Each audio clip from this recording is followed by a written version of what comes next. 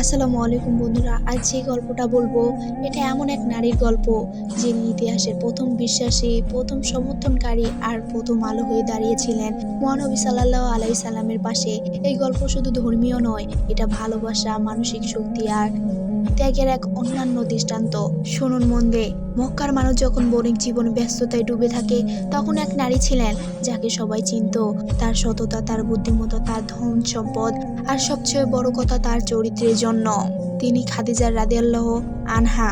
সম্মানিত ধনী কিন্তু অহংকারহীন। ব্যবসা পরিচালনার জন্য তিনি যাদের নিয়োগ দিতেন, তাদের মধ্যে একজন ছিলেন তরুণ, যার মুখে সর্বদা সততা ফুটে থাকতো।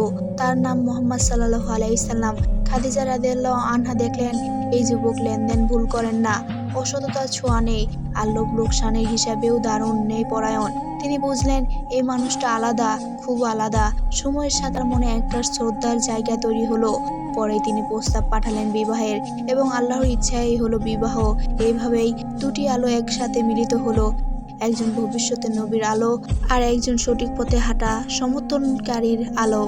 তারপর একদিন হীরা গুহা থেকে কাঁপতে কাঁপতে ফিরলেন রাসূল। মুখে ভয়, শরীরে কম্পন, হাতে কাঁপুনি। তিনি শুধু বললেন, খাদিজা, আমাকে ডেকে দাও, আমাকে ডেকে দাও। খাদিজা রাদিয়াল্লাহু আনহা দৌড়ে এসে তাকে জড়িয়ে ধরলেন। বুঝলেন কিছু ভীষণ ঘটেছে। মুহাম্মদ সাল্লাল্লাহু আলাইহি সাল্লাম বলেন, আজ গুহায় এক ফেরেশতা আমাকে ধরে বলল, পড়ুন। আমি ভয় পেয়েছি। আমি জানি না এটা আমার সাথে কেন হলো। একজন মানুষ যখন জীবনের সবচেয়ে বড় মুহূর্তে ভয় পায়, তখন যার দিকে সে ফিরে তাকায় সেই মানুষটি হয় তার সবচেয়ে বিশ্বস্ত আশ্রয়। খাদিজা রাদিয়াল্লাহু আনহা তার স্বামীকে শান্ত কণ্ঠে বললেন, আপনি সত্যবাদী, আপনি দুর্বলদের সাহায্য করেন, আত্মীয় স্বজনদের খোঁজ নেন, কখনো অন্যায় করেন না। আল্লাহ কখনো আপনাকে অপমান করতে পারেন না। এই এক মুহূর্তে ইতিহাস বদলে গেল। এটা ছিল সাহসের কথা, বিশ্বাসের কথা, আর ছিল প্রথম সমর্থনের কথা, প্রথম ঈমান গ্রহণ। রাসূল সাল্লাল্লাহু আলাইহি সাল্লাম যখন তার কাছে বললেন যে ফেরেশতা এসেছে, ওহী নাজিল হয়েছে, খাদিজা রাদিয়াল্লাহু আনহা আর এক সেকেন্ডও দেরি করলেন না। তিনি বললেন, আমি সাক্ষ্য দিচ্ছি আমি আল্লাহর রাসূল।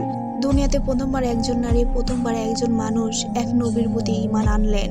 তিনি প্রথম মুমিনা, প্রথম নামাজ আদায়কারী নারী, প্রথম দাতা, প্রথম সমর্থনকারী, প্রথম আশ্রয়। একজন মানুষ নবুয়তের দায়িত্ব পেলে তার জীবন সহজ হয়ে যায় না, বরং শুরু হয় পরীক্ষার পাহাড়। মক্কার অভিযাত্রা যখন রাসূল সাল্লাল্লাহু আলাইহি সাল্লামকে অপমান করলেন, তাকে পাগল বলল, তাকে কবি বলল, হাসলো, তুচ্ছ করলো, তখন প্রতিবার বাড়িতে ফিরে তিনি সেই একজনকেই পেলেন, খাদিজা রাদিয়াল্লাহু আনহা। তিনি কখনো ক্লান্ত হলেন না, কখনো অভিযোগও করলেন না, বরং নিজের সম্পদ দিয়ে ইসলাম প্রতিষ্ঠার জন্য সাহায্য করলেন। রাসূল সাল্লাল্লাহু আলাইহি সাল্লামের চেহারায় যখন দুঃখ দেখতেন, বলতেন, আল্লাহ আমাদের সাথে আছেন, আপনি হতাশ হবেন না। নবীর ভালোবাসা। মদিনায় হিজরতের আগেই এই মহিষী নারী দুনিয়া ছেড়ে চলে গেলেন। তার মৃত্যুদিনকে রাসূল সাল্লাল্লাহু আলাইহি সাল্লাম নিজেই বলেছিলেন, আমুল হুজন, দুঃখের বছর।